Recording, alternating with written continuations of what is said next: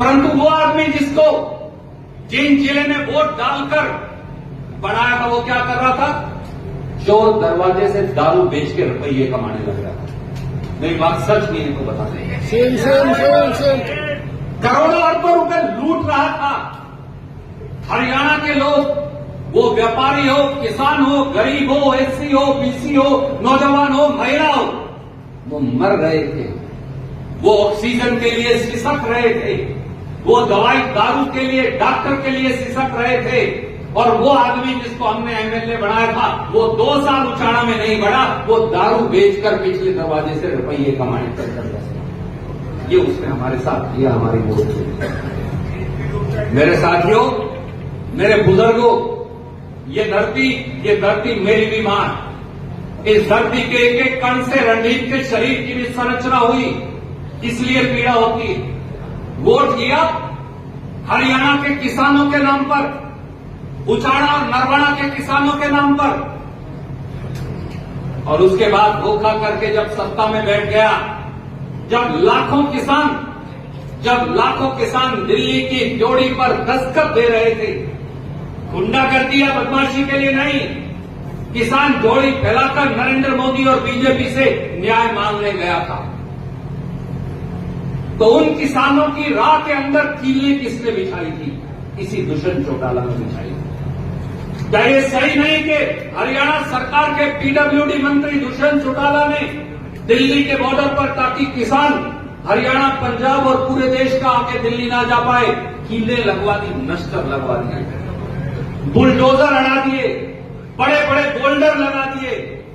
जब किसानों को गाली दी जाती थी, जब हमको नक्सलवादी कहा जाता था, जब हमको उग्रवादी कहा जाता था, जब मंडी के जो हमारे व्यापारी हैं इनको लुटेरे कहा जाता था भारतीय जनता पार्टी के द्वारा, तो उनकी गोदी में बैठकर उनके साथ मिलकर गाली देने का काम दुष्यंत चौटाला और उसकी पार्टी के लोग किया करते थे। लानत है ऐसे लोगों के ऊपर। ये उन्होंने हमारे साथ किया। हेलीकॉप्टर में चढ़कर मनोहर लाल खट्टर के साथ उस धरने के ऊपर से दिल्ली चले जाया करते थे, क्योंकि सड़क का रास्ता नहीं। मैं आपसे पूछता हूं, जब उचाड़ा का, नरवाना का, हरियाणा का किसान दिल्ली के बॉर्डर पर मरने लग रहा था, न्याय मांगने लग रहा था, इस्तीफा देकर दुष्यंत चौटाला उनके साथ जाकर क्यों नहीं बैठा? अगर अपने आप को किसानों का हिमायती कहता है, दिल्ली में हेलीकॉप्टर में उनके ऊपर को क्यों लगकर जाया करता था?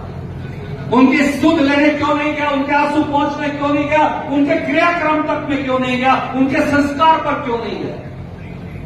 इसलिए कि सत्ता की मलाई खानी थी, ये उसने किया। मेरे साथियों, मेरे भाइयों, मेरे बुजुर्गों, ये वो आदमी है जो हमारे इलाके की आज नुमाइंदगी करता है, जिसने चुनाव को लड़ा नौजवानों को एक सुनहरे भविष्य का सपना दिखाकर। पर पिछले 4 साल से 35 पेपर लीक हो चुके, बिक चुके।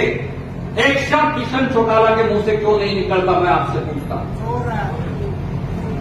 ये तो जरूर कहा करता था, मैं हरियाणा के बच्चों के लिए ये करूंगा, वो करूंगा, बाहर 75% रिजर्वेशन लागू कर दूंगा। मैं आज पूछता हूं, एचसीएस के अंदर 1/3 हरियाणा के बाहर के लगे, उनके लिए हरियाणा के और सरकार के खिलाफ आवाज क्यों नहीं उठाई दुष्यंत चौटाला ने? और ये नहीं, 2021 में एसपीओ लगे, जो जनरल कैटेगरी के 99 एसपीओ लगे, उनमें से 77 बाहर के हैं हरियाणा से। अब आवाज क्यों नहीं उठाता? 2017-18 में तो बड़ी गिनती मारा करता था। अब 2021 में एसपीओ लगे, 99 में से 70 बाहर के हैं, केवल 20-22 बच्चों को हरियाणा में मौका मिला, क्यों आवाज नहीं उठाते? टेक्निकल एजुकेशन के लेक्चरर लगे 157, 106 हरियाणा से बाहर के।